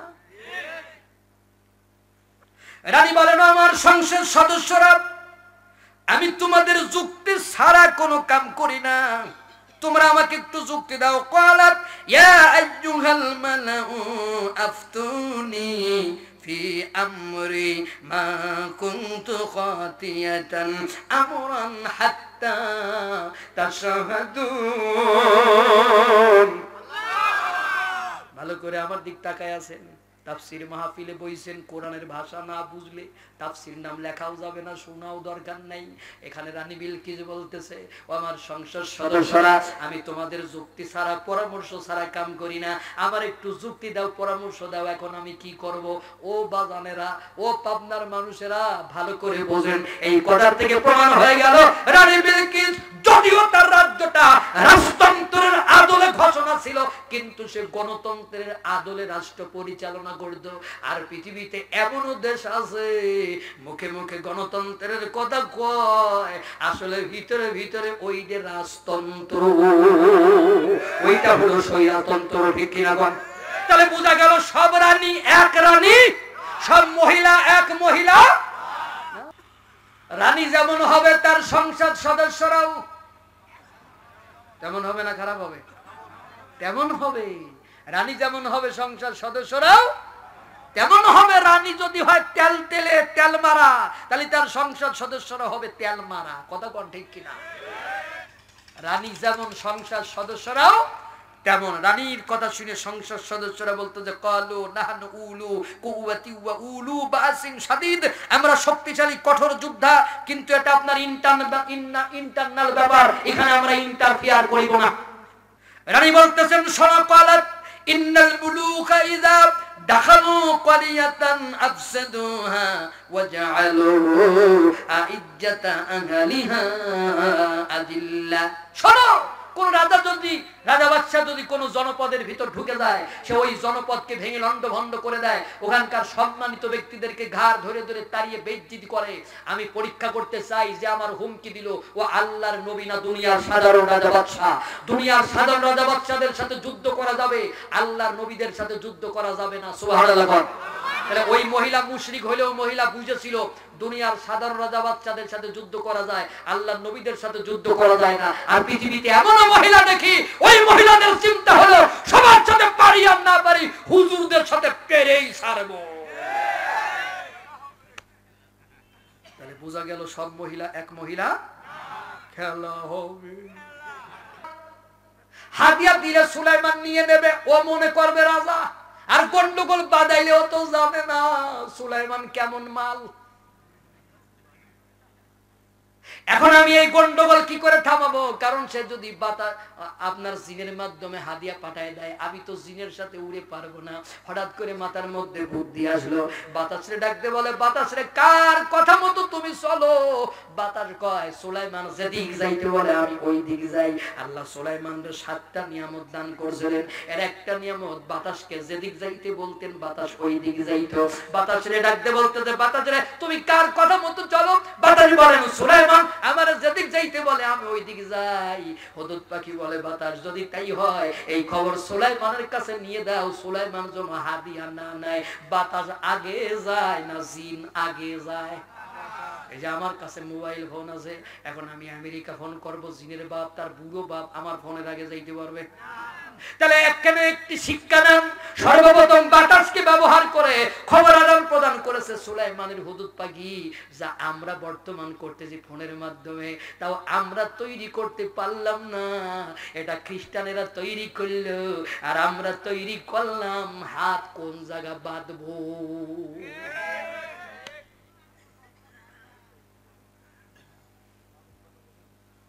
খবর চলে গেল সুলাইমানের কাছে, হাদিয়া নিয়ে যাবে না। বাতাস বলল, হাদিয়া নিয়া, আস্তে কনকা জোরে কন, হাদিয়া নিয়া। সুলাইমান বললেন, কেন রে? কয় ওরা আপনারে পরীক্ষা করার জন্য হাদিয়া পাঠাচ্ছে। কয় যে কি হাদিয়া পাঠাচ্ছে? কয় যে নবী রে, পৃথিবীর কোন ভদ্র মানুষ রে এমন হাদিয়া দেয় না। কয় যে কি হাদিয়া? কয় যে 3টা সোনার ইট পাঠাচ্ছে।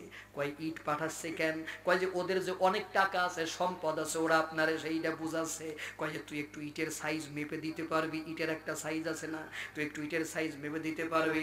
ইটের সাইজ মেপে দেওয়ার পরে এবার সুলাইমান বলতেছে, তোমরা একটা সোনার গেট বানাও, একটা সোনার কামরা বানাবা, ওই সোনার কামরার ভিতরে এত সাইজের 3টা ইটের জায়গা 3 জায়গা ফাঁকা রাখবা, ওখানে তোমরা সোনার চেয়ার বানাবা, যা হবে সব সোনা হবে, খেলা হবে, যা হবে। এবার দূতেরা আসছে হাদিয়া নিয়ে, সোনার গেটের মধ্যে দিয়ে ঢোকে আর চিন্তা করে, ও আল্লাহ কোন দেশে আসলাম, এই দেশে সোনার গেট আছে, তার মানে এদের টাকা আমাদের থেকে কম নেই। এবার সুলাইমানের লোকেরা বলল, রাজার দেখা কোনো পাওয়া যাবে না, আপনাদের রেস্ট নিতে হবে, আপনারা একটু চলেন, আপনাদের ঘুমাইতে হবে। এবার তাদেরকে নিয়ে গেল একটা কামরার মধ্যে। ওরা গিয়ে দেখলো কামরাটা সোনার, আর চেয়ার গুলো আছে কি চকচকে চেয়ার, সোনার চেয়ার।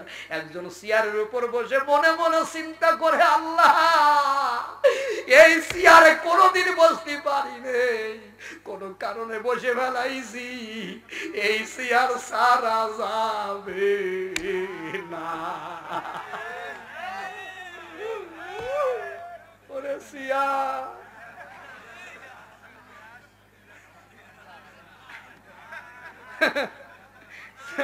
চেয়ারের লোভ আছে কি নাই?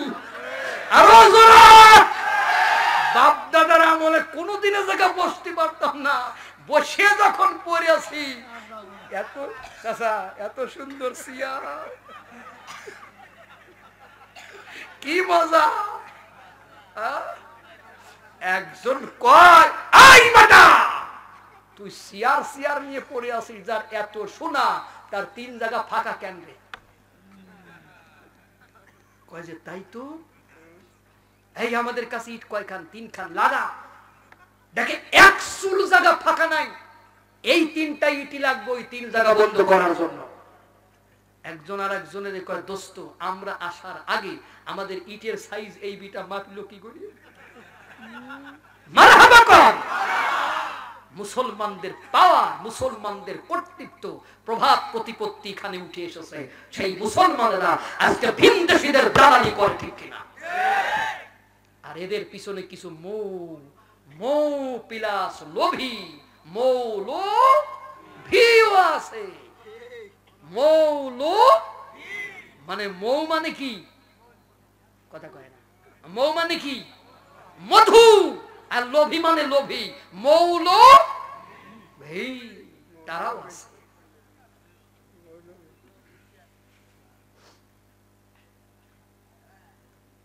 এখন একজন কয়, দোস্ত আমার দিক তাকায় থাকবেন, কষ্ট হচ্ছে না তো, আমার দিক তাকায় থাকবেন।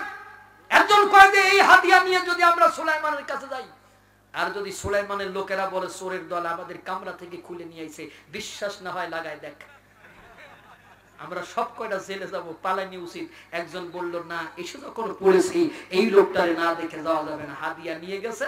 সুলাইমানকে বাতাস তো আগেই বলে দিয়েছে হাদিয়া নিয়া যাবে না। সুলাইমান বলতেছে, তোমরা কি আমার হাদিয়া দিয়ে সহযোগিতা করতে চাও? ইরজি ইলাইহিম, এগুলো তোমরা নিয়ে চলে যাও তোমাদের রানীর কাছে, তারে গিয়ে বলো সে যদি কালিমা পড়ে আমার কাছে না আসে, আমি তার বিরুদ্ধে এমন সৈন্যবাহিনী পাঠাবো যার মোকাবেলা করবার ক্ষমতা আসমানের নিচে জমিনের উপরে কেউ নাই, আমি তাকে বেইজ্জতি করে দেশ থেকে বের করে দেব, ঠিক কিনা? দূতেরা চলে গেছে। যাওয়ার পরে রানী বলে, কি দেখলে? দূতেরা কয়, দেখা দেখি বাগদান কালিমা পড়ে। সুবহানাল্লাহ। কয় যে কেন? কয় যে কেন বোঝেন না? আপনার কাছে চিঠি পাঠাইছে পাখি দিয়ে। কি দিয়ে? আর আমরা যাবার আগে ইটের সাইজ মেপে বসিয়ে আবার ইট দিয়ে কামরা বানাইয়ে সেই কামরায় 3টা ইটের জায়গা ফাঁকা রাখছে, আপনি যেইটা পাঠাবেন সেইটা দিয়ে ওই জায়গা বন্ধ করার জন্য। এমন মাল বাপের জীবনেও দেখি নাই। আপনি কালিমা পড়েন, তার সাথে গন্ডগোলে লাগা যাবে না। রানী কয় যে এত তাড়াতাড়ি কালিমা পড়া যাবে না, আমি তার 3টে প্রশ্ন করব। কয়টা? আস্তে কয় কে? এই 3টা প্রশ্নের জবাব যদি সে দিতে পারে তাহলে তারে নবী বলে মানবো, আর যদি জবাব দিতে না পারে তারে নবী বলে মানবো। 1 নাম্বার প্রশ্ন, ভালো করে শুনবেন।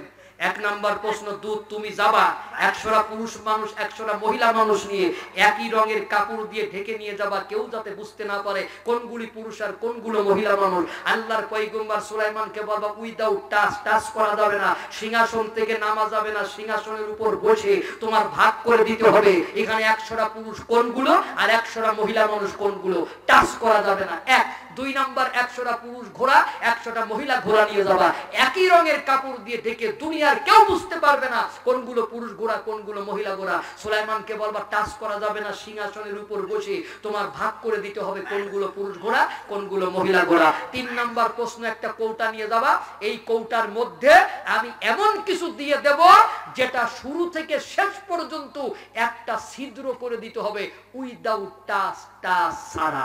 3টা প্রশ্নের জবাব দিতে পারলে নবী বলে মানবো, দিতে না পারলে নবী বলে মানবো না। আগে বক্সের ভিতর বস্তু ছিল কয়টা? আস্তে কয়টা? আর এখানে কয়টা? 3 আর 3 কত হইল?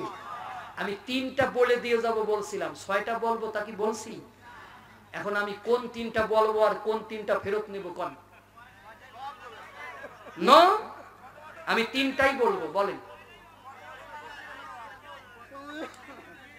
এই সেই 3টা আজকে আমি শেষ করব।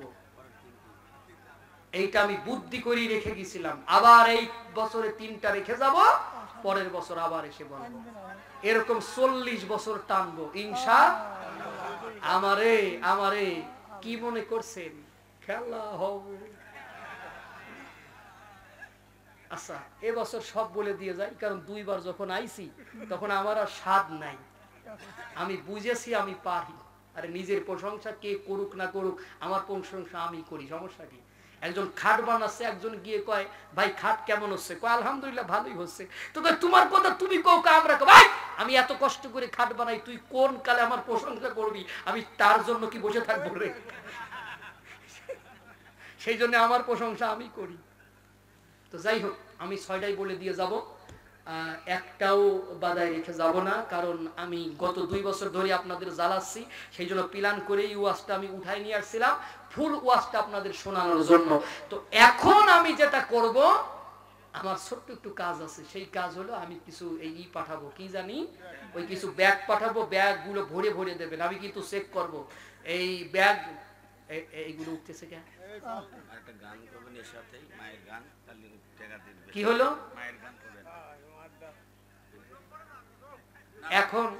এখন কি 2 নম্বরে যাওয়ার সময়?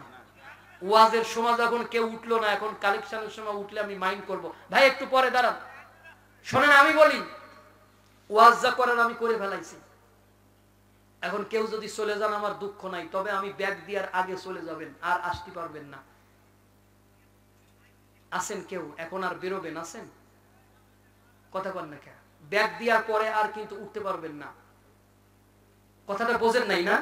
কালেকশনের সময় কিছু মানুষ উঠে উঠে চলে যায়, তো এতে মাহফিলের পরিবেশ নষ্ট হয়, বক্তার মন খারাপ হয়। আপনারা আমার ওয়াজের সময় একটি লোক ওঠেন নাই, বরং আরো আইছেন। আমি যে কয়েকজন লোক নিয়ে শুরু করেছি এখন তার থেকে বেশি মানুষ নিয়ে আখেরি দোয়ায় যাব ইনশাআল্লাহ। এখন যদি কালেকশনের সময় আপনি উঠে চলে যান তাহলে আমি কি বুঝলাম? আমি এটাই বুঝলাম যে আপনি ওয়াজ শুনেছেন কিন্তু কর্তৃপক্ষরে আপনি 4 টাকা দিতে নারাজ, তারা আগামীতে আরো ভালো মাহফিল করুক, এটা আপনারা চান না? কথা কন। তাহলে আমি কয়টা ব্যাগ পাঠাবো 5 মিনিটের জন্য, তাও মনে হয় এতক্ষণ লাগবে না। এই 5 মিনিটে একটা লোক উঠা যাবে না। যদি কথা দিতে পারেন তাহলে আমি ব্যাগ পাঠাবো, না হলে পাঠাবো না। কারণ আমি এই সাজানো গোছানো একটা পরিবেশ নষ্ট করতে চাই না। তবে আমি কথা দিচ্ছি একটাও বাদ রেখে আমি এই বছর যাব না ইনশাআল্লাহ। কি পাঠাবো? জি আচ্ছা যান। আর আমার মেয়েরা কি আসছে? মা বোনেরা আসছে? হ্যাঁ, তাদের জন্য আমার ওয়াজও আছে। তো এই তাদের বলবো যে মাগো, পুরুষরা কালেকশন করতেছে, আপনাদের কিছু কালেকশন আপনারা করেন, কালেকশন করে আপনারা পাঠিয়ে দিবেন, এখানে আমি আপনাদের জন্য দোয়া করব। আপনারা কালেকশন শুরু করে দেন, আমাদের মেয়েরা আপনারা কালেকশন শুরু করে দেন, কর্তৃপক্ষ আপনাদের কাছ থেকে নিয়ে আসবে। 2-3 মিনিটে আপনারা এটা করে ফেলবেন, 2-3 মিনিটে বলতেছি।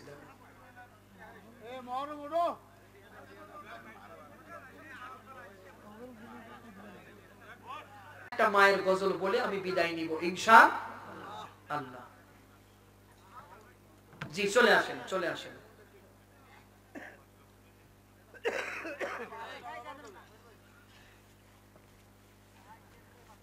হয়ে গেলে বের হয়ে যান, বের হয়ে যান, কাউন্টারে জমা দেন। আর আমাদের মেয়েদের টাকা এখনো আসে নাই, আপনারা একটু যাবেন, গিয়ে মেয়েদের টাকাটা নিয়ে আসবেন। আলহামদুলিল্লাহ। কি এখন ওয়াজ শুরু করি? কষ্ট হয়নি তো? আমি খুব খুশি হয়েছি যে আপনারা বসে আছেন, অনেক ভালো লাগছে আমার। মুসাফিরের দোয়া আল্লাহর দরবারে কবুল হয়। আমি প্রাণ ভরে আপনাদের জন্য দোয়া করব ইনশাআল্লাহ। আপনারা খুশি আছেন? ভালো লাগছে আপনাদের না? আলহামদুলিল্লাহ। আমি আমার সাধ্য অনুযায়ী চেষ্টা করছি আপনাদেরকে বোঝানোর জন্য। আমি এখন ক্লান্ত হয়ে যাচ্ছি। ওই যে আগেই তো বলছি, যেটা আমাদের জন্য খুব কঠিন থেকে কঠিনতর ব্যাপার, আবার জার্নি করে আমাকে ফিরতে হবে। ফজর হয়ে যাওয়ার পরে আর গাড়ি চালানো যায় না, তখন খুব একটু লাগলে, মানে রোদ লাগলে ঘুম এসে যায় ড্রাইভারের। এই জন্য রাতারাতি পাস হলে ভালো হয়। সম্মানিত ভাইরা, তো এখন এই পুরুষ মহিলাগুলো ভাগ করে দাও। সংক্ষেপে জবাব দিব, 5 মিনিটে আমি শেষ করে দিব। তো সুলাইমান বললেন, আমি তোমাদের প্রত্যেকের খেতে দিব। কি দিব? একটু জোরে কর। মেহমানদারি করা সুন্নাত। মেহমানদারি করা কি? আমি তোমাদের প্রত্যেকের মেহমানদারি করব। তোমরা খাওয়ার জন্য প্রস্তুতি নাও, এবং খাওয়ার আগে প্রত্যেকে তোমরা হাত ধুয়ে নেবে। হাত ধোয়া সুন্নাত, খাওয়ার আগে হাত ধোয়া। প্রত্যেকের কাছে আমি একটা গামলা পাঠাবো। গামলা, ডিশ, বল, আপনারা কি বলেন? সব ঠিক আছে না? আমি তোমাদের কাছে কিছু গামলা পাঠাবো। এই গামলাগুলোতে তোমরা হাত ধুবে। সুলাইমানের সামনে একটা, ওদের 200 জনের কাছে 200টা। সুলাইমান বললেন, হাতগুলো ধুয়ে নাও। বলার সাথে সাথে 100 কানা হাত পানিতে গেল, আর 100 কানা হাত গেল না। সুলাইমানের হাতটা পানিতে দিবার পরে ওরাও 100 কানা হাত পানির মধ্যে দিলেন। সুলাইমান বললেন, এই মাত্র আমার সাথে যারা পানিতে হাত দিয়েছেন আপনারা হচ্ছেন পুরুষ, আমার জাত ভাই, আর একটু আগে যারা দিয়েছেন ওরা হলো মহিলা। মহিলাদের 3টা ধৈর্য আছে। 1 নাম্বার পেটে বাচ্চা নেওয়া, 2 নাম্বার ডেলিভারি করা, 3 নাম্বার লালন পালন করা। এছাড়া তাদের আর কোনো বিশেষ ধৈর্য না, আর বিশেষ কোনো ধৈর্য নাই। একটা হয়ে গেল। 2 নাম্বার, তোমাদের ঘোড়াগুলোর খেতে দিব। ঘোড়াগুলোর লাগাম খুলে দাও। লাগাম আছে না? লাগাম খুলে দাও। খুলে দেওয়ার সাথে সাথে 100 ঘোড়া খাচ্ছে, আর 100 ঘোড়া না খেয়ে ওদের দিক তাকায় আছে। সুলাইমান বললেন, যারা খাচ্ছে সবগুলো মহিলা, আর যারা তাকিয়ে আছে সবগুলো পুরুষ। পুরুষের স্বভাবই হলো মহিলাদের দিক তাকায় থাকা।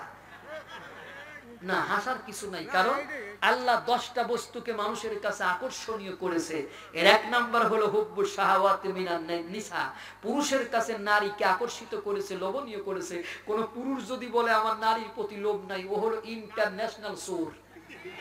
ও ইন্টারন্যাশনাল সুর। তাহলে দুইটার উত্তর হয়ে গেল। আমি ব্যাখ্যা টানতেছি না, সংক্ষেপে জবাব দিচ্ছি। 3 নাম্বার, এই কৌটার মধ্যে যা আছে এটা একটা ছিদ্র না ফুটো? আপনারা কি করেন? তাহলে তো আপনারা আমরা সমান সমান। এই এলাকার অনেক ভাষায় আমাদের মতো। আপনারা একটু টান বেশি মারেন, আমরা কম মারি, ঠিক না? তো একটা ছিদ্র করে দিতে হবে। ঘুন পোকা, টাটা পোকার নাম শুনেছেন? এই একটা ঘুন পোকারে ডাক দিয়ে কয়, এদিকে আয়, তোর নাক খুব সূক্ষ্ম, কারণ ও যেখানেই খারাপ সেখানেই খায়, ঠিক না? একটু দেখ এই কৌটার ভিতর কি আছে। গুণ পোকা কয় এর মধ্যে কাঠ আছে, এডি আমার কাটা কাম। কয় যে এতদিন শব্দ করে কাটছিস, আজকে শব্দ ছাড়া কাটতে হবে। ও একদম কেটে বলতেছে অপারেশন সাকসেস। আল্লাহর পয়গম্বর সুলাইমান বললেন, আমি তোমাদের কৌটায় হাত দিয়েছি? কয় না। খুলছি? কয় না। কাছে কিছু? কয় না। খুলে দেখো। খুলে দেখা গেল ছিদ্র হয়ে গেছে। সুবহানাল্লাহ। এজন্য আল্লাহ বলেন, ওয়ালাকাদ আতাইনা দাউদা ওয়া সুলাইমানা ইলমা, আমি দাউদ এবং সুলাইমানের জ্ঞান দিয়েছি। প্রথমেই আয়াতটা আমি পড়েছিলাম, এখন সেই আয়াতে আমি ফিরে এসেছি। আলহামদুলিল্লাহ। এখানে এই বক্সের ভিতরে কয়টা বস্তু আছে? 3টা বস্তু আছে। একটা বস্তু আমার আগের বক্তা আংটি নিয়ে ওয়াজ করে গেছে, সুলাইমান হাতে। আমার আগের আরিফের আগে যে বক্তাটা ওয়াজ করেছে, এই আংটি নিয়ে ওয়াজ করেছে।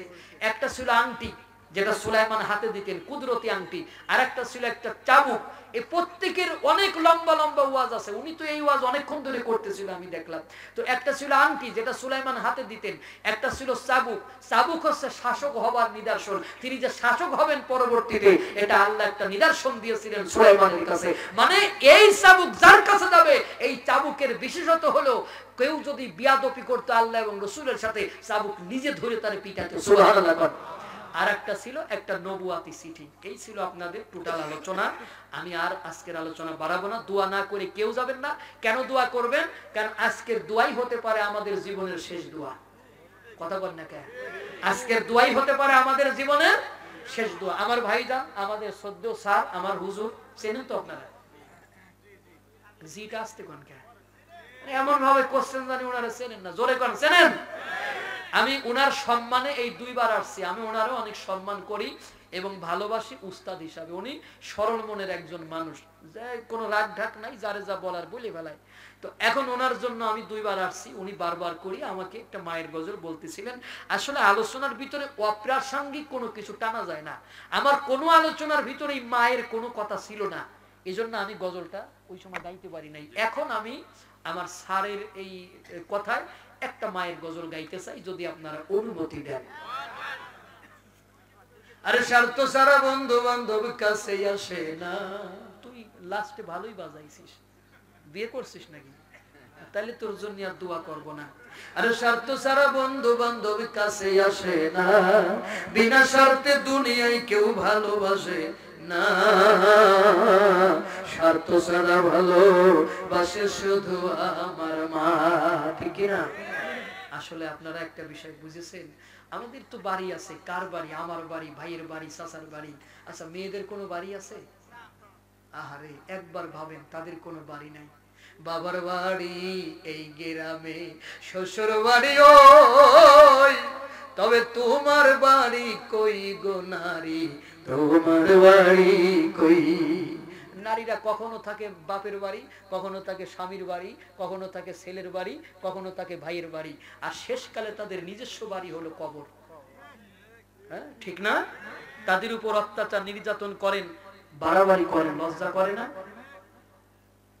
শিশুকালার কৈশোর কাটে বাবার আশ্রয়ে, যৌবন কাটে স্বামীর কাছে শ্বশুরালয়ে, এবার বৃদ্ধা বয়সে আশ্রয় নেয়া ছেলের কাছে বই, তোমার বাড়ি কই গো নারী, তোমার বাড়ি কই? জনম ভরে ভাত রাঁধিলে পরের হাড়িতে, আপন ভেবে বাস করিলে পরের বাড়িতে, যেমন পরের ঘরে বেঁধে বাসা বাস করে চড়ই, তোমার বাড়ি কই গো নারী, তোমার বাড়ি কই, তোমার বাড়ি কই গো নারী, তোমার বাড়ি কই। নকুল কয় নিজের ঠিকানা খুঁজলে না ভবে, মহাকালের পালকি যেন এসে পরে কবে। নকুল কয় নিজের ঠিকানা খুঁজলে না ভবে, মহাকালের পালকি যেন এসে পরে কবে। সেদিন বুঝতে পারবে তুমি আমি, বুঝতে পারবে তুমি আমি, এদেশের কেউ নই, তোমার বাড়ি কই গো নারী, তোমার বাড়ি কই, আসল বাড়ি কই আমাদের, আসল বাড়ি কই।